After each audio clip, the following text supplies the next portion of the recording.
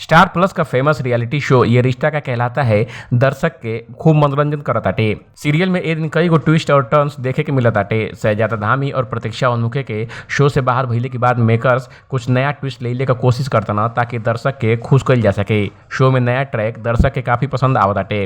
अब makers serial ए रिश्ता का कहलाता है का एगो नया प्रोमो रिलीज कइले बाना, जेमे नए स्टार्स रोहित पुरोहित और गर्विता साधवानी नजर आवतली। प्रोमो में अरमान रूही और अभीरा में से केहू के एगो के चुनत नजर आवता ना। इस शो को प्रोमो देख के फैंस आवे वाला ट्रैक के लेके काफी उत्सुक बना।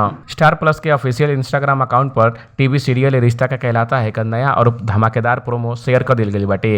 ये प्रोमो में रूही और अभीरा अरमान के साथ पूजा खातिर तैयार होकर सामने आवतली। वीडियो में अरमान काफी असमंजस रूप में नजर आवतना। ऊ जिम्मेदारी या प्यार के चुना यही सोच में डूबल बना और रूही चाहतली कि अरमान उनके साथ अपने रिश्ता का सच सबके बता दें और वो मैसेज पोदार बन जाए। उहे अभीरा तहे दिल से चाहतली कि अरमान उनका हाथ थाम ले। अरमान दोनों में से के चुने ई कसम कस में फंस गिल बना। प्रोमो शेयर करके कैप्शन में लिखल गई बा, अरमान का प्यार अभीरा का ख्वाब, उहे रूही के चाही अरमान का साथ, आखिर अरमान के कर निभैया साथ। प्रोमो देखने के बाद यूजर तरह तरह के कमेंट करता ना। एक लिखना कृपया शहजादा के अरमान के रूप में वापस लावा। ये पूरे बदलाव और खराब कहानी के अलावा एक देखल और बदतर हो गई बटे। उहे एगो दूसरा यूजर कमेंट करके लिखना ई अरमान अभीरा के साथ अच्छा नहीं लागत। उहे लिखना कि पुराना अरमान ज्यादा अच्छा रहना। उहे लिखना रोहित पुरोहित अरमान से अच्छा नहीं खा। बता दें कि कुछ दिन पहले ही शो में रोहित पुरोहित और गर्विता साधवानी का एंट्री भइल है। शहजादा धामी और प्रतीक्षा उन्मुखे के उनके कथित तौर पर अनप्रोफेशनल बिहेवियर की वजह से मेकर्स उनके शो से बाहर निकाल दिया ना।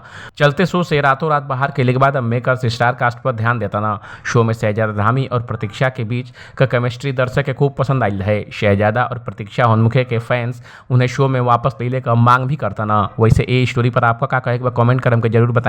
बाकी अपडेट के लिए देखते रहें एबीपी भोजपुरिया।